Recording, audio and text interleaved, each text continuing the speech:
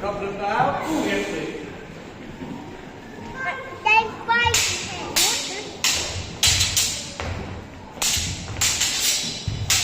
They fight him. Right, you win. 1-0. Thank you. Give me a chance to take money back. There's money involved. They fight him, Mummy. Yeah! Took me over there. No. 2-0 to me, Richard. Yes, I can point it out. Well, good morning, everybody, and a warm welcome to the Royal Arbourist Museum, and indeed this tournament gallery. My name is Andrew. This is my colleague Richard, and today we're highlighting how this weapon was used in the 15th century. So what I'm going to do first is leave you in the very capable hands of my colleague Richard to discuss the weapon itself and the techniques therein. Yes, so this is a medieval sword. As you can see, it's quite long, so you tend to use it with two hands. Hence, the two-handed medieval longsword. Thank you so much, and we'll back up to you, Andrew. No, a little more information. More? I'll give you a little bit more. Yes, traditionally speaking, you would use this in two hands in exactly the manner you may expect. Hack and slash, stabby, pointy end goes to the person it goes to. However, weapons tend to be a lot lighter than people realise, and actually I can very comfortably use this with just one hand. Because they're a lot lighter, they're also a lot more versatile than people realise. So actually there's ways I can use this that may surprise you. First and foremost, you don't actually have to put your hands on the handle. There are techniques involving putting your hands on the blade itself. Now, that seems like a very silly idea, doesn't it? It is, and do not try this at home. The only reason why we're doing this is because we are trained professionals. Well, one of us is anyway. But there is method to the madness. The first is the idea of friction. If I grasp the blade very tightly and don't allow it to move in any kind of cutting or sawing action, then theoretically it won't actually cut my hand. Theoretically. The second is the idea of the sharpness. You wouldn't necessarily sharpen the entirety of the blade. If I were to be particularly cruel and shove this end through Andrew and he's killed there, he doesn't get any deader if I push it down to there. So actually a lot of fight manuals talk about leaving the bottom part unsharpened, so you can do that, and it gives you more versatility with the sword. It's all very well me talking about this, but you came here to see it in action. So if I can borrow you for a second, Andrew. With pleasure. If you'll be so kind for me and just cut down for my head, cleaning the way. With pleasure. Thank you so much. So, by using this hard-swording technique of putting my hands on the blade, blocking the incoming attack, but more importantly, knocking it to one side, then going into the kill. With this hard-swording technique, I'm certain the sword is more of a spear-like weapon.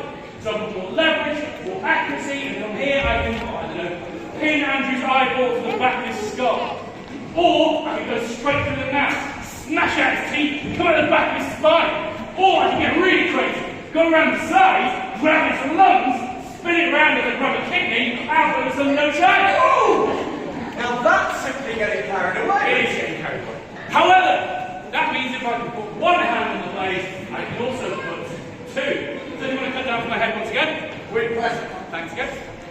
So, same thing as before, blocking the hard swording, knocking it to one side, this time going in with both hands. Now, I've turned the crossguard into more of a pickaxe-like weapon, and I can slam this straight into Andrew's skull. It's called a Morschlag or murder strike, and it looks something like this.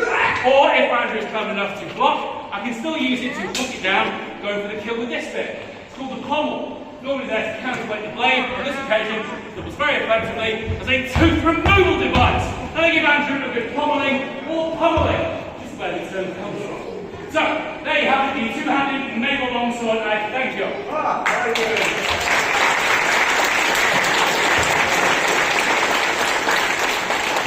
Please don't, it'll only go to my head. Now, that was more information, wasn't it? However, I am rather pleased that's over. Oh, charming, thank you. But how do we know about how the sword was used? How do we know it was used in the manner that Richard's spoken about? Well, we've looked at some medieval manuscripts. Some illustrations from one in particular can be seen around us here in the tournament gallery. Now they're taken from a manuscript written by a gentleman known as Mr. Hans Talhofer. Now not a great deal is known about Talhofer himself. We know he was one of the leading fight masters of the period. We know he was employed by aristocracy and nobility to teach them how to use various weapon systems typical of the 15th century. The manuscript itself, however, is somewhat confusing because we've got these wonderful illustrations that you see around us, and there's a small patch of text at the top left or right hand side of the image which explains what's going on. But it's very difficult to decipher. And that's because we believe that this was not a how-to manual. It wasn't something you pick up and learn everything there is to know about sword fighting. No, we believe it was in fact more of a memory aid aimed towards the students he had that had already been teaching and been shown a number of these techniques themselves. So rather than a how-to manual, it was much more of a memory aid. So it's confusing. Allow me to give you an example. This is one of my favourite illustrations here. You can see there's a man in red and a man in blue. The man in red seems to have got behind the man in blue, seems to have grabbed hold of his blade, and seems to be kicking him in the small of the back. Now, the small patch of text here translates as, and this is the part, everybody, that's rather confusing. You've seen the image, this is what the text says. Having seized the blade, slip through. That's it with this image. So clearly you can't get in this position in just one move. So we'll have to work backwards. So if I could borrow you, Richard, if you wouldn't mind, please, delivering a cut to remove my head from this side. With pleasure. So I step in and parry, then I grab the blade. That's the first part of that illustration done. Now it says, having seized the blade, slip through. So it doesn't want me to run away from Richard, but rather cram into him. So if I do that and shove the cross and the hilt of his sword into his own face, it turns him. If I then step across, I've got behind Richard. From here I just need to kick him in the small of the back, sending his head reeling, and from here, a simple soaring out might well remove the head from the soldier's head. Now perhaps that's what Mr. Hans Talhofer means by this particular illustration. To be quite honest, unless we get in a time machine, travel back, and ask Talhofer himself, we'll probably never know. But it makes some sense because the body mechanics are exactly the same now as they were then. So it can't be a million miles off it, we just can't be 100% sure that we're correct. But then again, nor can anybody else. So what we've done is we've looked at a number of techniques and sewn them into a routine so that we can highlight more than one at a time. So what we'll do now is walk through the combat we started with, breaking it down move by move so you understand what it is we're trying to do in attack and of course in defence. Now before we begin fighting, we adopt a starting position. Now these are known as stances. Now there are lots of them, some in the high line, some in the low line, some aggressive and some very defensive. Now I'm going to adopt one in the low line. This one is known as the Alba, or Fool's Guard, with the point facing the ground. So to counteract that, I'm going to go for one in the high line, known as the Koeniger, or crown stance. So called because the blade is pointed upwards, close to my head, much like a crown. Now you're probably wondering, why on earth are both the points of our swords aiming anywhere at one another? Well, the answer is rather simple. It's because we're both trying to encourage the other to make the first attack. The problem occurs if we attack simultaneously. This happens. So he becomes a shish kebab and I get split straight down in twain. So whoever makes the initiative needs to do so in a manner that they're working around the point of their opponent's blade. That's exactly what I'm going to do to my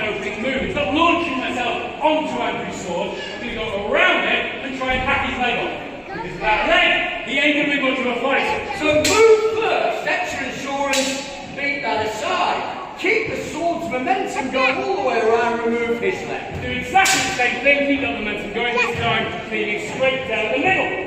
A sloping parry here, encouraging my opponent's blade to the ground. Keep the circular footwork going, remove his head. Spin to the side and keep the sword pointing upwards. From here I can use the crossbar, knock his blade out of the way, then bring it straight back down on top of him. Jumping back, protecting the very tall six-pack there. Having done that half-swording technique, which I showed you earlier, shove it in his eye.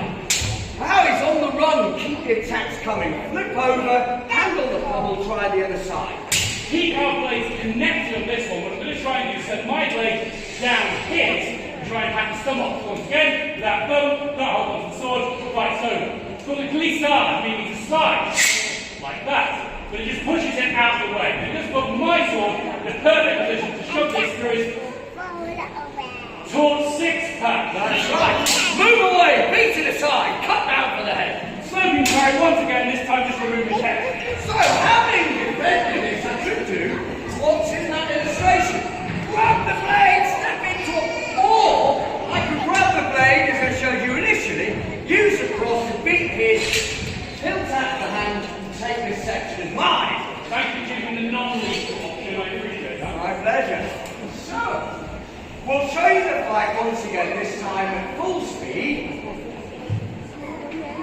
As it's 2-0 to me. Yeah, thanks for reminding me. Let's do the fight again, but in the middle of each section, each of us has got to make a change of direction once. So going left, going right, and vice versa. Exactly. Right. Each of us change direction once.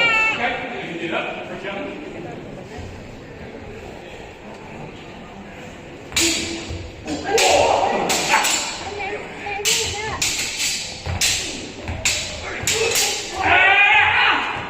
Is that what you're on about, Andrew?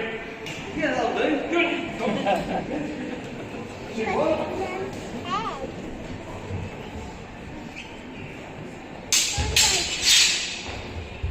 Oh, cool.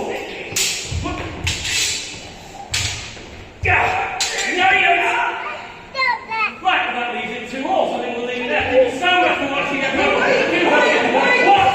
You can't leave it there, Richard. Of course you can. The draw's a perfect place to leave it. Thank you so much. If this was football, it'd be a penalty shootout. Well, if we're not playing football, we'd burst the balls, wouldn't we? Who wants to see one final match to decide a winner? Bloodthirsty you lot. All right, we can do one more. Let's make it interesting, shall we? Seeing as how you're so keen to see a little fight, you, the adoring general British public, get to decide the outcome of this final fight. I know, it's exciting. Should the loser lose in a heroic, chivalric manner befitting of two fine gentlemen, such as myself and Andrew? Or should the loser be utterly crushed and humiliated beyond compare? So, hang on, do this properly. Who's for heroic and chivalric? Really? Well, no, it's going, who's for utterly crushed and humiliated?